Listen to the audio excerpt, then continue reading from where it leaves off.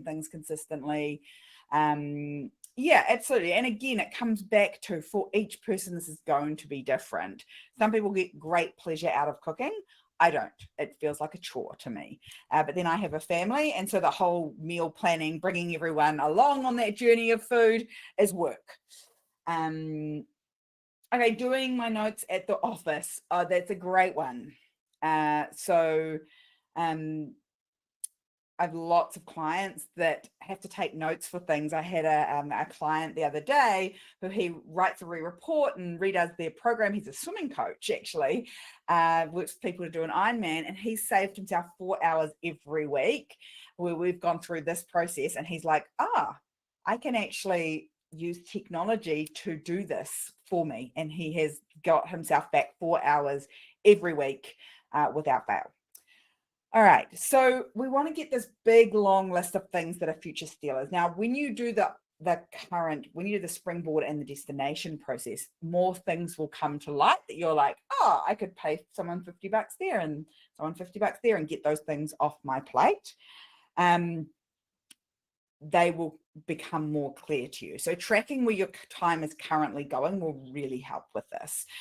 For me, it was little things like driving Scarlett to and from school. I still want to do that sometimes if there's something cool on, but her jumping on the bus gives me back 2 hours every day. And that's massive. So it means I can be here with you guys, and I don't have to race out the door to go and get her from school. She's going to get back here, and she enjoys it because she gets to hang out with her friends. So thinking about all those different ways we can get our time back. The second thing I want you to do, and we're going to do the same thing again, I want you to think about, where are you creating the future in your business? So a good way of thinking about this is, where do you generate $1,000 an hour of value or cash in your business? So for example, if you're actually closing sales with clients or customers, that's probably a physical, I'm bringing some cash in. So my husband would say, if I'm ringing up and getting people to book private charters on our boat, he's like, I'm in $1,000 an hour mode, because if I close one sale in a day, I've made $1,000 an hour easily. And if he does better than that, obviously he's doing better than that. He also has work that he needs to do that generates value in the future. So for example, right now we've got our boat out of the water. She's a $1 million vessel and she requires maintenance. Now, does Johnny get handed $1,000 cash for every hour of work he does down there? No, but making sure our boat's not depreciating and rusting away into the ocean means that we continue to have this asset. So that generates $1,000 of value, even though it's not cash. So I want you to think like that. The other thing I want you to think about is, what are the things in your business that if you didn't do them, or you did them really badly, your business would fail?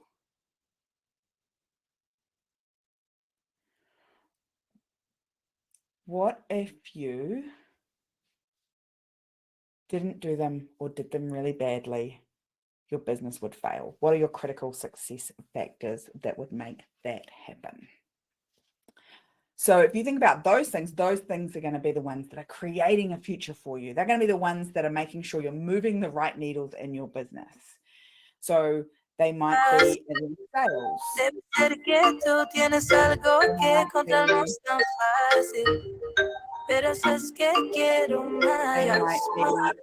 generating your marketing or generating your content. It might be in leading your team. It might be in developing your product. But I want you to think about what are your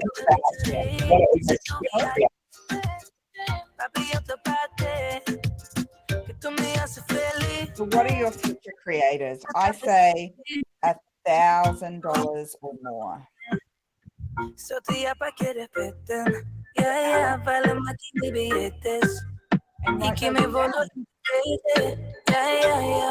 VIP para ti, baby, ¿quién lo diría? Todo lo que yo hago por ti, orgullosa diciendo tú eres mía. Tú lo sabes, baby, baby, yeah. Cuando tú me llenas cuerpo, besos, esa sensación tú no la ves, pero que me llena con exceso más, y más, y más. Tócate, porque tú a mí haces feliz, me queda presumir. Those of you on YouTube, let me make some notes as well and you're writing down and brainstorming, working with us, make sure you put them in the chat, and that will come through so we can see it in the comments. Drop it in the comments. Even if you're watching a replay, hashtag replay, and then drop it in the comments if you want to see it. 20 seconds, y'all. Don't overthink it.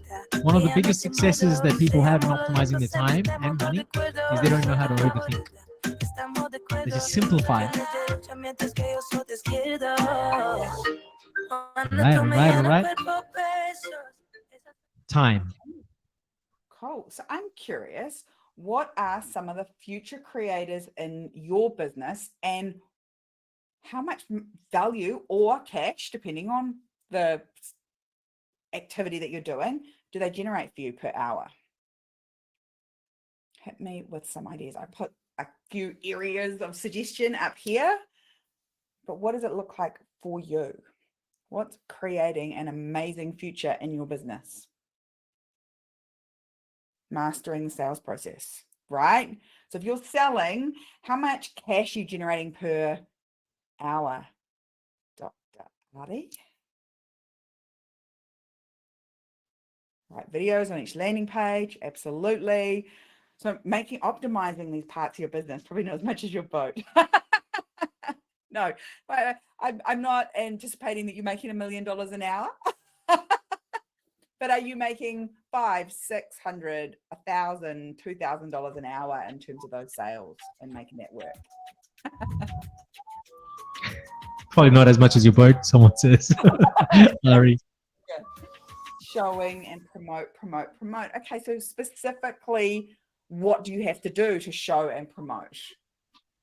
Like, what's a specific task? Because here's where we get lost. Show up. Chiropractors, $300 to $400 an hour. Okay, cool. And could you there might be some future creators jobs where you can leverage that. Like if you were leading a team of chiropractors and everybody was making $300 to $400, yeah, you would be leveraging that up to in those thousands of dollars an hour. And I've got clients that are chiropractors just like you, and they have multiple chiropractors working for them, multiple clients being served at any one time. They're able to build that practice that allows them to grow exponentially. All righty. So from here, I want you to too much of a pain in the ass. Okay, so that is definitely dealing with employees is one of those things that ends up on the future stealers for so many business owners. When actually done well, it's a future creator. And the problem is, as business owners, nobody ever taught us how to lead a team and do it in a timely manner. And so we just avoid doing it because it's easier just to avoid it. Yeah, exactly. All righty. So I want you to pick one future stealer right now. I don't mind what it is. Ideally the one that would get you back the most time, because we want to win back as much time as possible. And I want you to circle it. The future stealer that is stealing the most time from you. Yeah. So if you're cleaning or your social media or your emails, whatever it is that takes up the most of your time, steals the most of your week, I want you to circle it for me. And then I want you to say, how many hours does it take from you a week? So it might be that this task takes 4 hours. For some of you, it might be 10 hours. I want you to drop that number in the chat. How many hours is your future stealer stealing from you? How many hours is your future stealer stealing from you? That's the question.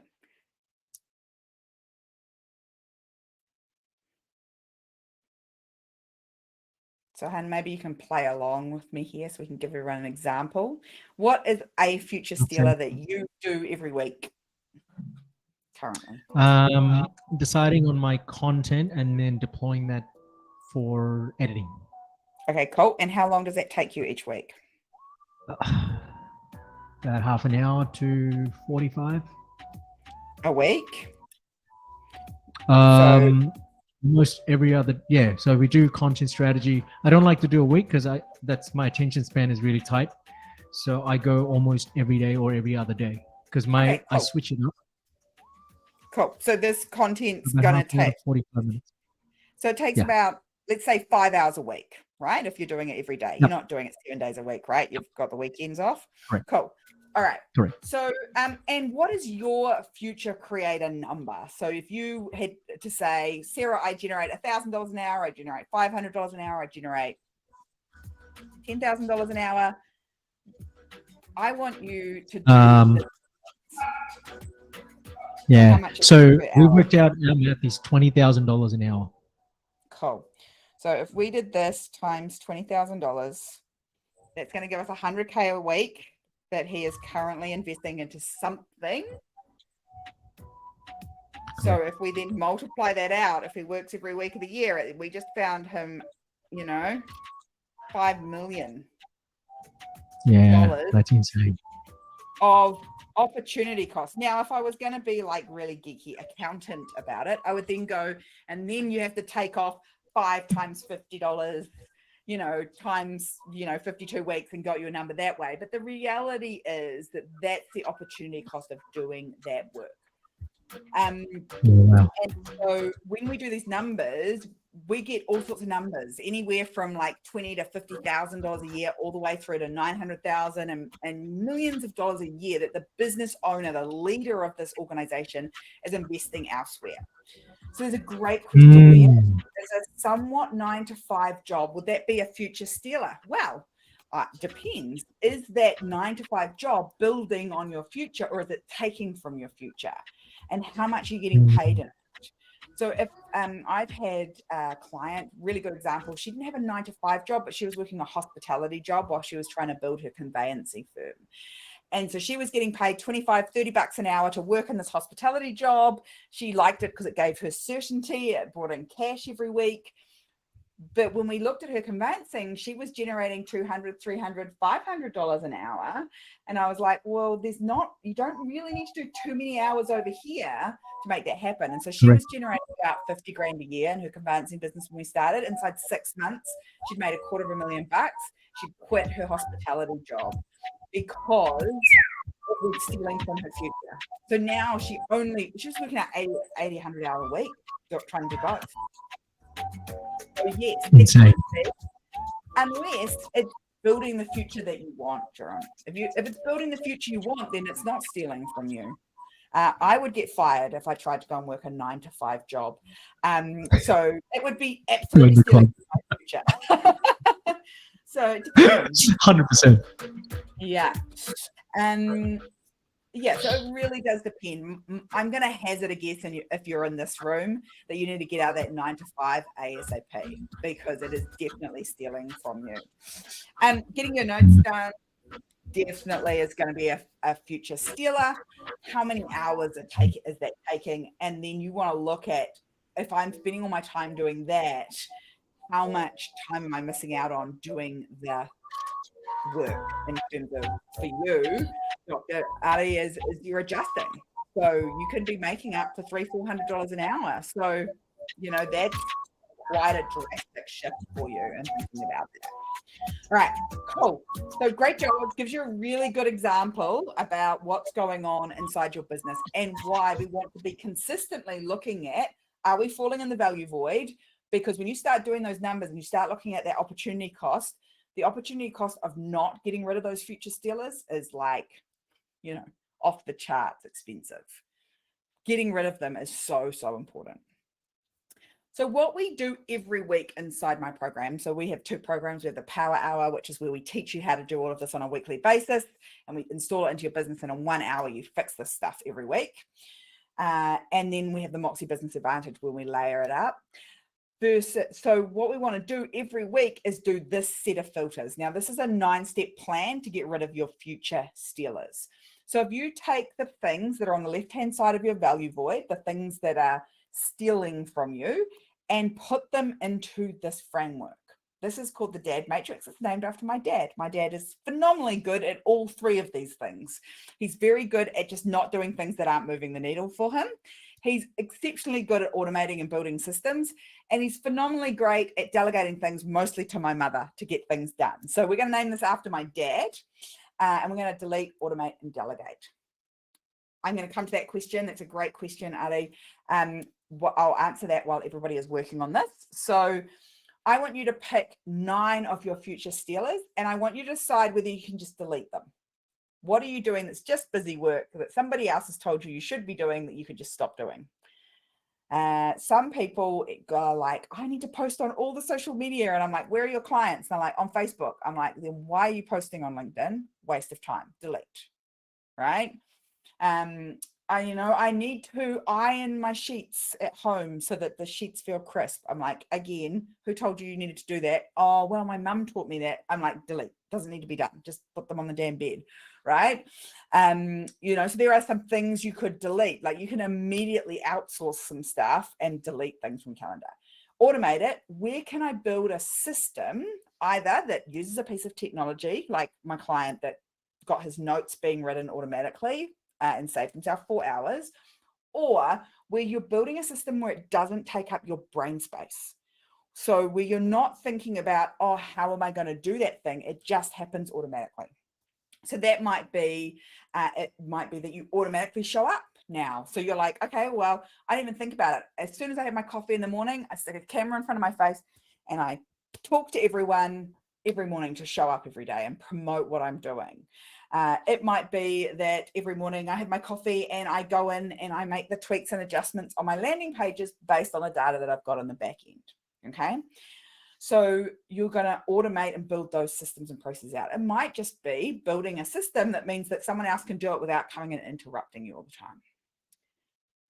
When it comes to delegate, these are the things that you can either outsource if you don't have a team. So pay a contractor. So whether it be the cleaning, the laundry, the cooking, the writing the notes, picking up the supplies for your office. Where can you delegate 3 things that will get you back some time this week?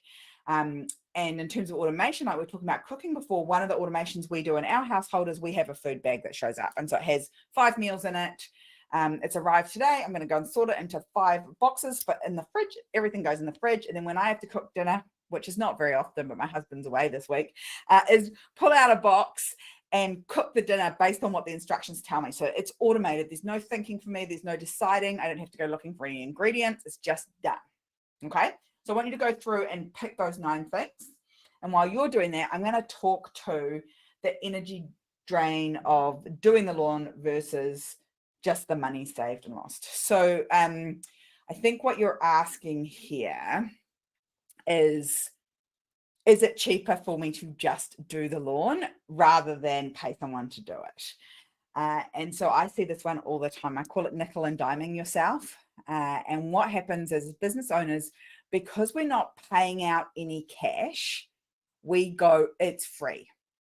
Because I didn't pay someone to do the lawn, I saved myself $20 an hour to pay the teenager down the road. And so it was free.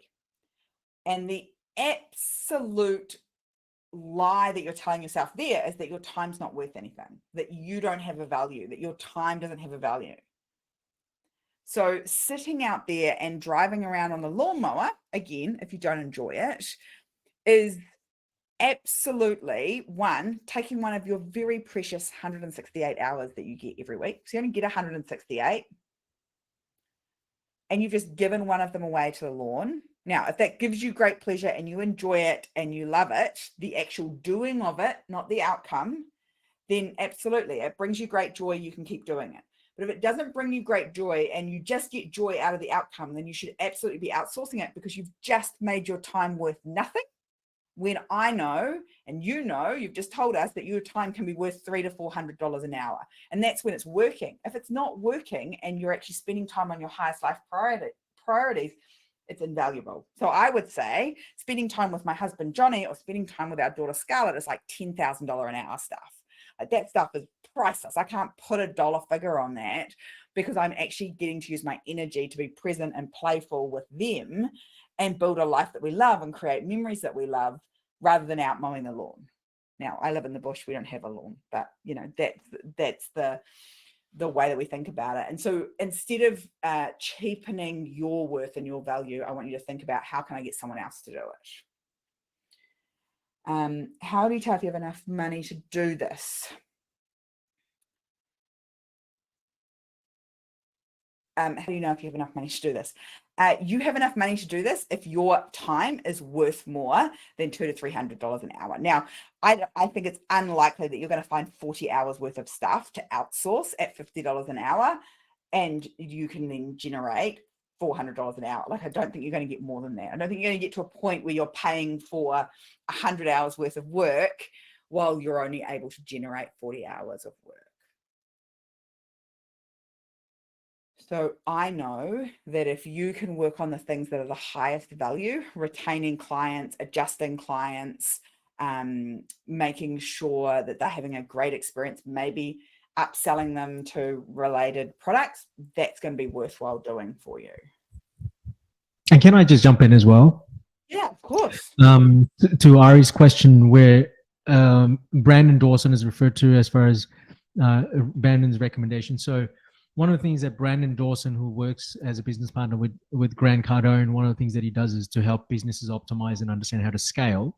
And he speaks about, you got to have at least $250,000 per head when you're hiring them, in order for you to be able to know that it's worth scaling. And he says when you're scaling, you go in the numbers of threes, so that you hire 3 people at a time. If you're one of yourself, then it's yourself plus 2, so that's a 3, and then you keep growing. But in the fact that he talks about $250,000 of revenue on the head of each employee, what he's talking about, you getting creative around hiring someone where you can hold them accountable to bring in that revenue. That's obviously why it's $250,000 per person. But you can only do that if you're generating $250,000 in revenue. And here's the kicker: you've got to have at least 6 months, minimum 6 months of reserve to pay someone. So if you're going to hire 2 people, according to what, say, someone like Brandon Dawson talks about, for you to be able to pay them $250,000 per or to hold them accountable to generate, it doesn't mean you're paying them $250,000 an hour salary. You're expecting them to generate $250,000 revenue in your business, even if you're paying them $35,000 a year in salary.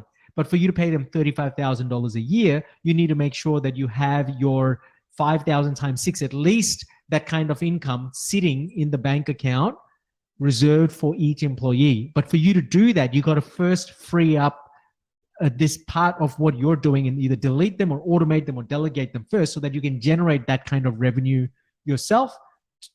That means you got to have at least $250,000 consistently per year. And that's what this ideal week advantage is. You got to take advantage of creating that ideal week so you can generate at least $250,000 in revenue to then start thinking of scaling by recruiting people in. And you don't need to have a $250,000 like what Sarah was saying before. You're simply working it out based on the things you're doing, which can be outsourced, and you don't have to pay them $250,000. You don't have to pay them $35,000 a year, right? It may be a short task. Yeah, I'm not sure. I'm not suggesting that you actually hire employees at all. I'm suggesting that on a case-by-case basis, you find someone to do the role. So we have someone who comes and cleans, and when we started, we had them come and clean for once every fortnight, because that's what we could justify doing at that time. We couldn't justify having them come all the time, whereas now our cleaner comes 3 times a week. By the end of the year, she'll come every day, because I don't want to do dishes or do the laundry, because I can generate more value elsewhere. So that's really important. I also don't adhere to you should do everything yourself so you get to $250,000. That's how you stay stuck as a self-employed person. You can't do everything and be looking to the future. You're just going to burn yourself out, especially if you have a life outside of business. Like 25-year-old Sarah maybe could have done that because she didn't have a significant other and a child and a home, but I certainly couldn't do that now and having a life as well. So I don't think you should employ someone before that level, but I do think you can outsource and contract some of that stuff in advance. How many hours are you outsourcing? As you need it. So I would start with, you know, the biggest future stealer that you've got and outsource that. So for some of my clients, that's 2 hours a week doing the cleaning. For some clients, that's 4 hours a week doing their notes for them. For some clients, that's, you know, someone buying the stock for them and dropping it off. You know, it just depends. I would be very surprised if you can outsource 20 hours, you know, straight up. I would be doing it incrementally bit by bit. So what happens is we outsource 2 hours at $20 an hour. So that's $40 a week. You then work an extra 2 hours. We now generate $300, $400, $800, $2,000 extra. Now I can look around for something else to outsource. I'm like, now that's being outsourced every week and I'm more than covering it with what I bring in. Now I can look at, well, what's the other thing that I can outsource so that I can stay in my future creator zone, not in my future stealer zone. So that's, you know, it's different for everyone. Yeah, absolutely. Subscription services that deliver to your door. Awesome. I live out in the middle of nowhere in New Zealand, well, not middle of nowhere, but in a very small seaside town. But in our big cities in New Zealand, we even have laundry subscription services, like where you pay a certain amount per week and they pick up your laundry, take it away, wash it, fold it, iron it, bring it back. And I'm like, all for that. So can you comment on the, how many things can we do before we drain our energy? So everyone's going to be different. If you're looking after yourself well, you can probably do a lot. You can probably do a lot. Oh, yeah, cool. 20 hours. If someone's doing your notes for 20 hours and you got 20 more hours of adjusting, I would more than pay for it. That's what I'm talking about, is that we nickel and dime ourselves and we work ourselves to the bone instead of just going, oh, look, this is cheaper than me not getting paid for what I want to do. In terms of energy, it's going to depend. If you're not looking after yourself, if you're not vital in yourself, not getting enough sleep, as a chiropractor, you're going to know this way better than me. Enough sleep, enough water, looking after your nervous system, all of those things, making sure that you're looking after yourself so you're vibrant and, you know, in a calm centered spot is going to allow you to have a much wider energy bandwidth than if you are like, I'm not sleeping well, I'm not looking after myself, I'm not getting any exercise. You're going to have less energy. And so what I always say to people is you're better off to work less, but do it from a place of well rested, well fed, well hydrated. You'll get twice as much done, because as you start to get sluggish and stressed, you use half of your brain to get half as much work done. Therefore, everything takes twice as long. Does that help answer that energy drain question for you? That was so good. Yeah. Cool. Dr. Ari says interesting. Yeah. So like one of the biggest things I do in my process is go, how are we looking after you first? Because we're so busy focused on the business, we forget that if we don't look after the business owner, that they can't run the business, they can't lead the business well. And so making sure we're thriving and we're energetic is so important. I used to work 60, 100 hours a week, made less money, was exhausted and tired all the time, was cranky and terrible to my husband and cranky and terrible to my daughter. I now work less than half that, like 30 hours a week max. I make probably, I don't even want to think, back then I was making nothing per hour. I would make, you know, 100 times the wage per hour if we had to do it as a wage. I'm more vibrant, I sleep better, I'm a freaking awesome wife, and I'm a freaking awesome mum, if I do say so myself. And so that's really what it's about. Rather than trying to work longer, it's about being really efficient and effective with our time. We do that by looking after ourselves.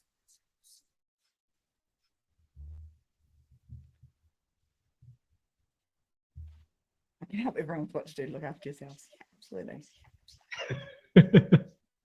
I could, yeah. I just think it's like working somewhere else. Yeah. So here's the thing, is that you're like, oh, I'm getting behind, I'm going slow.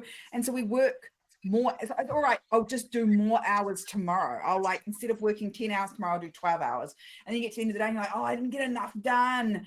I'm so tired, but that's all right. I'll just get up. And this is what I did. Like I got to the point where I was going to bed at midnight, getting up at 4 o'clock in the morning to go to work, to catch up on the work I didn't get done yesterday. It just got slower and slower and slower because, and again, Dr. Ari will be able to probably answer this better than me, but like sleeping only 7 hours a night instead of 8 hours a night, you lose a whole night of sleep every week.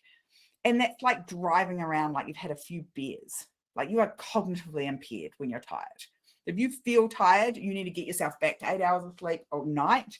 It's not propping yourself up with caffeine, which is what most of us do when we're working like that, and start looking after ourselves so that we're actually being productive at work. We're not just being at work for long hours and getting nothing done. Well, someone likes to watch sports. Yeah. So again, like, I'm not saying that you should be working all the time. I think you should absolutely enjoy your life. And so if watching sports is something that lights you up and brings you great joy and is building a future that you want, then you should do that. I don't watch news. I don't watch the sports. It's not something I do it, but I would go and spend 1 to 3 hours every day out on the ocean with my family, or going diving, or going walking, or, hanging out with her. And I would rather pay someone to clean my house and do my laundry so that I can go and do that than do my laundry and clean my house. So, I'm about building a life that makes you vibrant as a business owner, not about building a life that means you have to hustle and grind every minute. Not me. I've done that. It didn't work. It was crap. That was, yeah, Older waste of and energy. And we're getting there, and we haven't even graded yet, so that's good. Yeah. No, I'm pretty sure Yeah. I'm great. I feel like that's So that is fantastic. Yeah, Jaren goes, yeah, I'm doing that, and it's not working. What's your piece of advice for that? Why is it not working? What could he do different? Because you're freaking tired, man. Get 8 hours of sleep. Stop it. Like, it's Mum Sarah here. Like, go to bed at a reasonable hour every night. Get up at the same time every morning. Make sure it's at least 8 hours of sleep. Drink more water. Stop drinking coffee all day, every day to keep yourself going, or for one other caffeine Or drink at least. I'm going to get 16 bottles of water at a time. Get a cleaning lady. Oh my goodness. How good does that life sound? Like, you actually, like, when you look at that list, Dr. Ada, you look at that and go, freaking, when my life's like that, it's going to be good. That makes me smile. It's not my business. It's true. Yeah. And it's all practical. Here's what I love about what you're sharing. It's all practical. It's not something that is aspirational. It's very, very practical. It's something that people can apply tonight, before going to sleep. All of you guys can do something right now and either delete something. Probably easier to delete something than to delegate something or automate something instantly.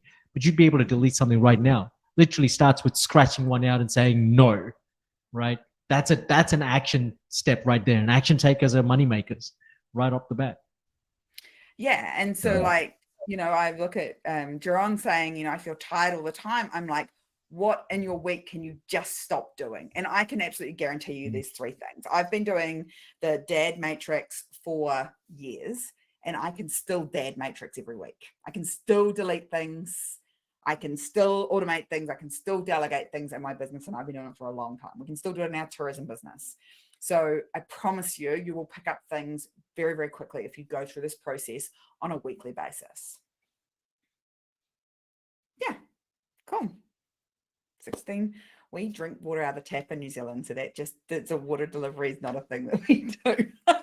But yeah, like, if I was getting water delivery, get it all at the same time. Like, you don't, so long as you've got the storage for it, totally saving you time and money. Double win.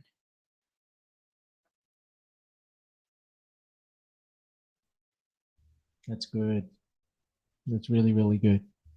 Good stuff. So I know I'm mindful of time. I know it's literally half an hour we're kicking in. I want to give another 5. I want to spend another 5 minutes for Sarah to share, especially a question that, or if not a question, maybe something that you consistently see as a pattern amongst all your clients or your community, that no matter what happens, they really struggle to overcome or get themselves unstuck. What is that thing that holds them back? Is it they're too indoctrinated into their circumstances, or they're too deep into it that they find it hard to dig themselves out of the hole?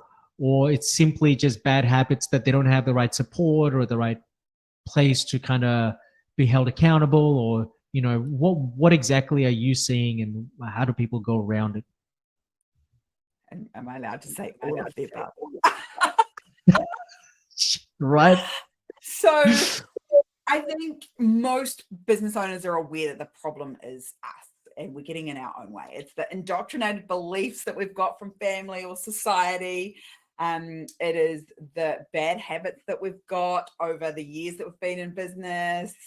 And, it's all of those things. And then we got into business to be our own boss. And then we're the world's shittiest boss. We do the work for free. And then we don't hold ourselves accountable, and so we don't get the work done, and so you've got out to not have a boss, and now like what you desperately need is a boss. So yes, bad, unserving beliefs that you have to bring awareness to and rewrite. So we rewrite that story.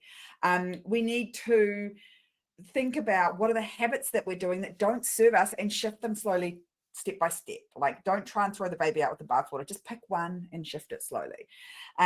You need someone to hold you accountable, because you will always do more for someone else than you'll do for yourself.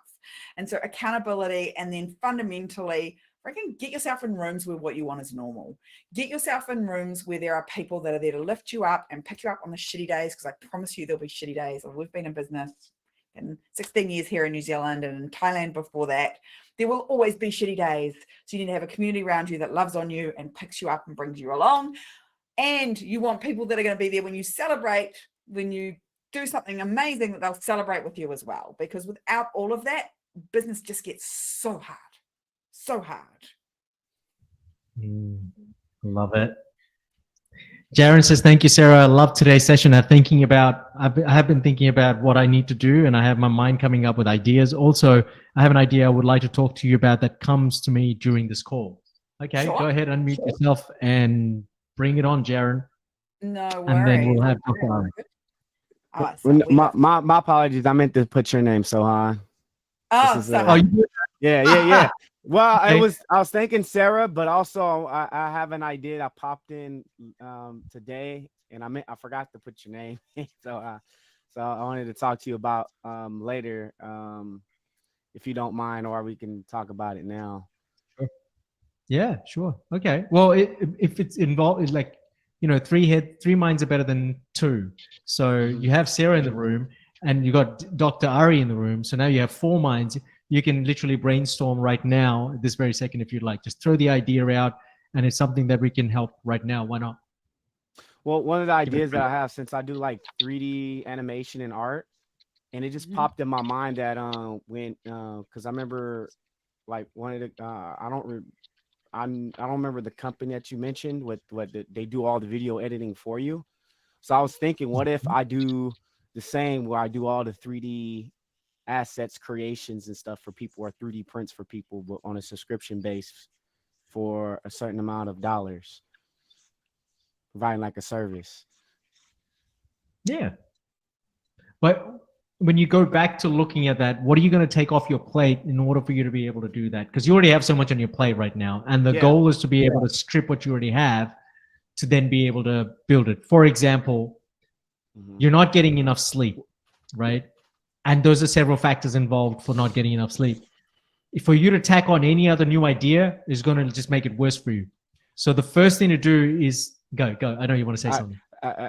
I was going, since I know what you're saying. It comes. So I was going to think about delegating, using even Fiverr or Upwork to get other artists to do the work for me, do some of the 3D stuff, assets creation for me, and I pay them. 100%. Cool. So here's my question for you. With every yes, there has to be at least one no. And if you're currently overworked, there needs to be at least 2 no's. So if you're saying yes to this new idea, regardless of how much you outsource it, it's still going to take up time, focus, and energy and brain space, right? So you're diluting what you're working on currently to focus on this. So what are you going to say no to in order to say yes to this? Brilliant. That you're already doing. Great question. And not one thing, 2 things, because of the fact that you're already in a situation where you're overwhelmed with a lot of stuff on your plate. So your plate's overfull. And if you add anything else, regardless, that's what Sarah's saying. Even if you added something else where you're not directly putting it in your plate and you're putting it at someone else's plate, you're still having to use your brain power, your emotional energy, your time to overlook and to make sure you supervise that plate is being looked after. Do you get what Sarah's saying? Yeah. So for you have that, you don't have it, because right now you have your energy and your focus is completely overconsumed by your full plate, your over full plate. So you got to remove a couple of things, not one thing. You got to remove a couple of things to be able to make up for that one supervision that you're trying to do. Now it's all squishy and mixed together. Like, think about the opportunities like a freaking buffet. They refill the buffet, man. Like, you don't need to pile it this high. They'll refill it. It's not running out. Like, it just keeps coming back. And so people are like, opportunity only knocks once. What a load of crap. The right opportunity will knock 300 million times until you say yes. Yes. So you think of your life like a buffet. I want you to just have a beautiful plate from the buffet with the 4 or 5 things that matter right now. You've got time. You can go back later and pick up something new, but not if you're burnt out and a puddle on the floor because you've worked way too hard. Right. Mm-hmm. It's like, you just remind me of my dad always used to say. He said, you're going to have to sacrifice and give up something. Life's better with spaciousness in it. You're better with spaciousness in it. You will be more creative. You will come up with better ideas and you'll execute on them, because the idea is like 1% of the whole game, right? If you've got spaciousness in your day. Here to Sarah's point, here's an action step, because everything comes with action. You've taken action during the call. And by the way, those listening on YouTube as well, here's an action step you need to take. Or you're watching this on Facebook, wherever you are, make sure you do this along with everything you've been doing so far. Look around you and notice if your environment is cluttered. Because on the lines of speaking about spaciousness, and Ari question, we'll attend your question as well. Think about, here's a step you've got to take. Make it a decision tonight or today to make an inventory, just like what you were doing before with the things that you can delete, delegate, and automate. In this case, look around the things that you can simply delete, meaning get rid of, or donate to someone, or simply just give it away or burn it and get rid of it, right? Dispose of. Get rid of all that clutter and create space. Because everything you have in your environment, whether it's at home or in the office, is a projection of your internal perception of life. So as long as your spaciousness isn't available emotionally, physically in you, it's going to show around you, right? So if you look around your room or you look around your office and you go, okay, what are the things here that have been lying here I haven't touched for about 12 months? Take that and get rid of it or donate it. Delete it or donate it. Because you haven't used it for 1 year, there's a chance you wouldn't use it for another 12 months. So you might as well get rid of it. And again, to what Sarah said, you'll always have a chance to get it back or get something better than that if and when you need it. If and when you need it. But instead of hoarding it and holding on to it, you're doing nothing else but you're overkilling your space. You don't have space around you. And everything around you in your external projection is a reflection of your internal projection. Does that make sense, Jaron? Was that helpful? Yes, that makes sense. So look at your wardrobe. Again, it can seem very overwhelming to look around your environment, right? A room or a lounge or whatever, or an office. Pick a specific compartment. Like if it's in the office, you have a drawer. Look at your drawer. Pick one drawer. Don't pick all the drawers. Just pick one drawer. Start there. And get rid of all the stuff that you don't need in there. Or donate all the stuff that you don't need on there. And just keep the stuff that you need in one drawer.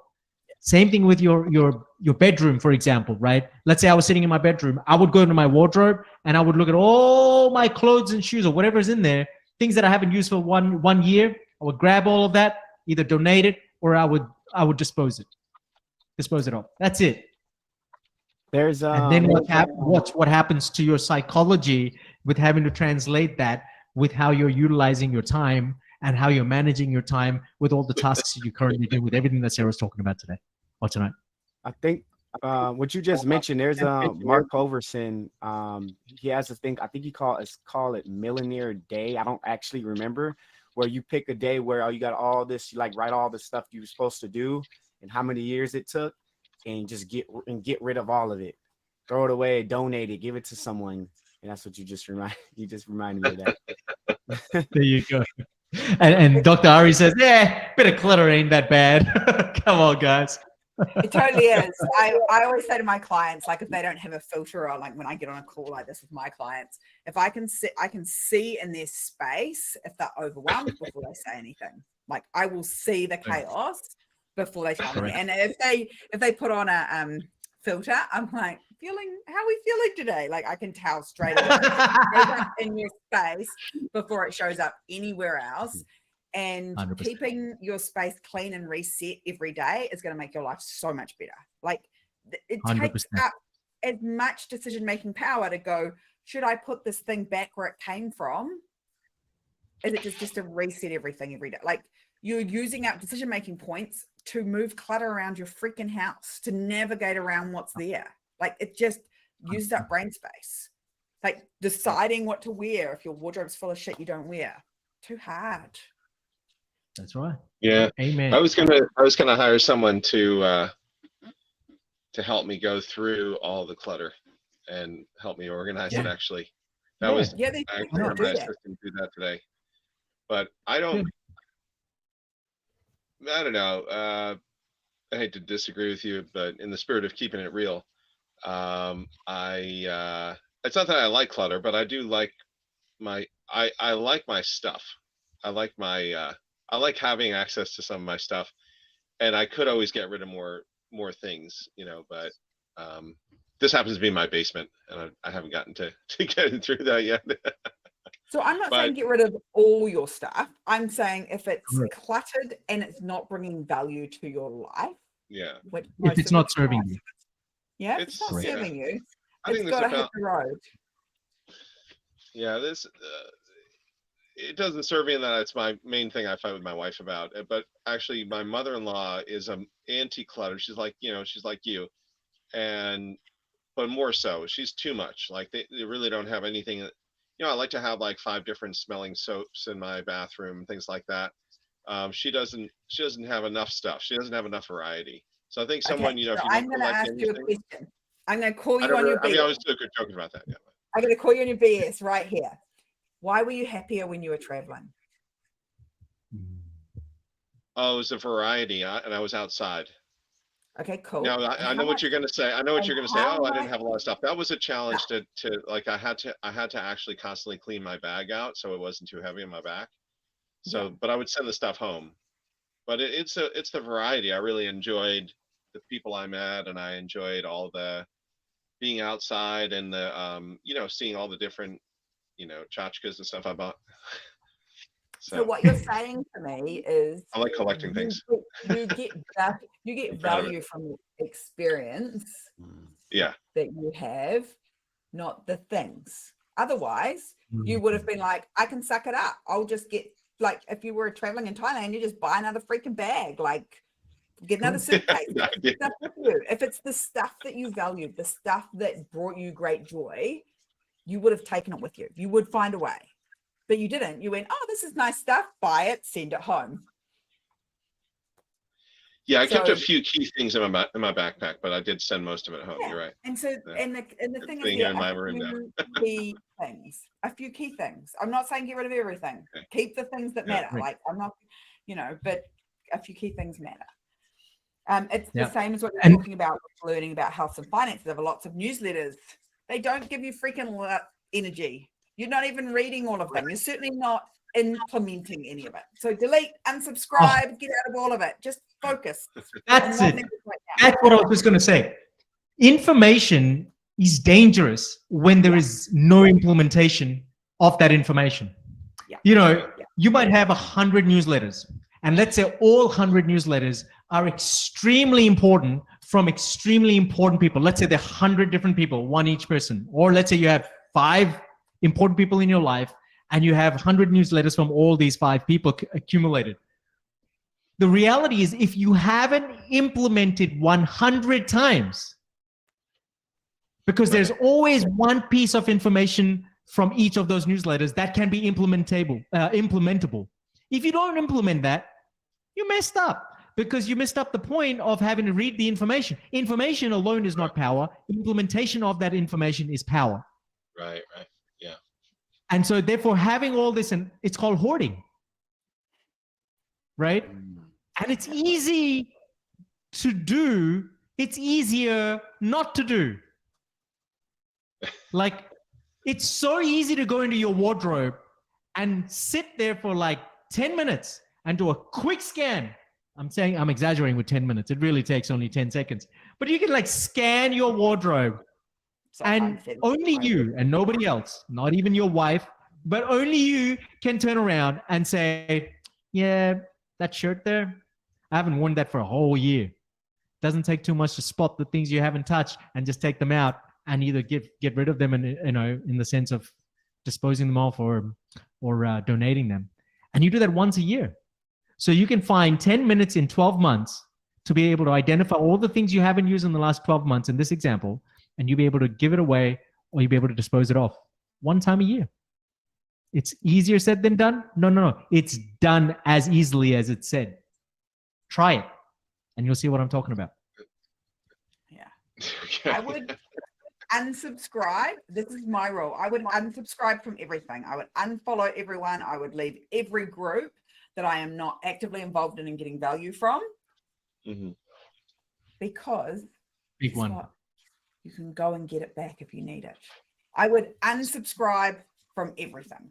Like every year, at the end of the year, I unsubscribe from everything. I leave all the Facebook groups. I leave all the communities. I unfollow all the people that are experts in my space. Like, I get rid of all of it. Yeah, and I start again fresh every year, because it creates, over time, it's like plaque building up on your teeth if you don't brush your freaking teeth. All of this information's coming in. Your brain has to filter it and process it, instead of using it on the things that matter. And if you're really clear on what matters, you can just say no to everything else. I'm not saying hell yes, I'm saying no. And that's what builds a life that you love. That's what builds a business that you love. But all of that noise, the clutter and the noise, got to get rid of it. It's exhausting you. It's a part of what's making you tired. Actually, that's a really cool thing. We're gonna implement that in our company from now on. 31st of December, we're gonna actually unfollow all the gurus in the world. And then on the 1st of January, because usually we know exactly what we're planning for the rest of the year, boom, based on that, we're going to go ahead and follow the people that are relevant to the goals, to the blueprint, to the plan of attack for the next 12 months. Yeah. Take even for the next 6 months, following 6 months, because it's intentional. Yeah. Very, very powerful. Strategically, all the things you've bookmarked on your freaking computer, everything you've taken a screenshot of you on your phone, like, get rid of it. You just take up space. You don't have unlimited space or unlimited time. I got to get going to sleep. Thank you so much. I'm gonna It's late there. Yeah, I'm gonna hire. I didn't even want to come on the call because I was up late last night, but Sohan told me you were coming on, so I said I'll come on. You've inspired me to try to hire the note-taking person, and I'm also going to make sure that they're an organized, conscientious person. They can help me declutter and get rid of some of my things, or at least organize them and get rid of them. There you go. Yeah, stuff, man. That's really good. I got to show you my didgeridoo next time. I got my didgeridoo upstairs from Australia. Bring it out. We want to. That was a lot. Didgeridoo is more Australian. Yeah, it's on this side. It's on no one's land. What's that? But hey, I just want to say a big thank you to Sarah for being amazing, for sticking around for an extra 25 minutes. She didn't have to, but she did because she overcares. And that's why we connect, because our values are similar. And I really, really believe that you guys have got some super, super cool value from today's call or tonight's call. Those of you on YouTube, again, wish you guys were in the room. At least you could have had conversations and, discuss stuff, because this is where it all comes across, and aha moments happen here in discussions, and things are revealed of each other, and we learn as opportunities. But nonetheless, I'm sure you got value from the activities if you took action while Sarah was giving you instructions. And if you need the workbook, well, then just drop a comment saying workbook and we will get them to you. Drop hashtag replay if you're watching this replay.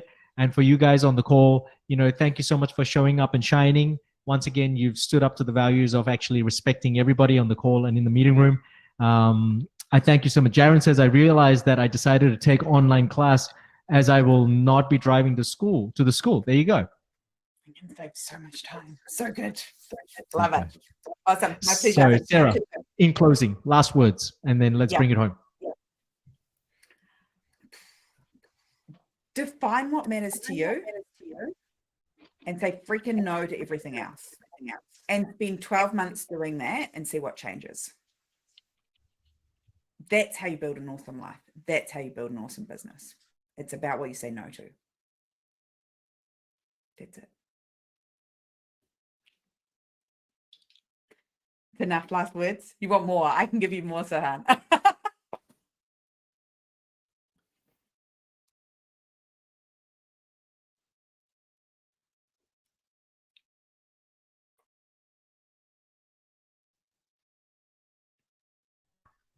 I don't know if you could hear me, but I just want to say thank you. I was on mute talking to myself once again. I just want to say thank you to Jared, thank you to Dr. Ari, to everybody else who participated here today. And Sarah, thank you again for dropping some great gems and some practical steps that people will apply. Please implement, because that's where you will prove to myself, yourself, and to Sarah that the information works every single time that you deliver. Right. Have a great night. Have a good day. And we'll catch you guys on the other side. Sarah, you and I will catch up soon. Cool. All right. Bye. Thank you. Ciao, ciao, ciao.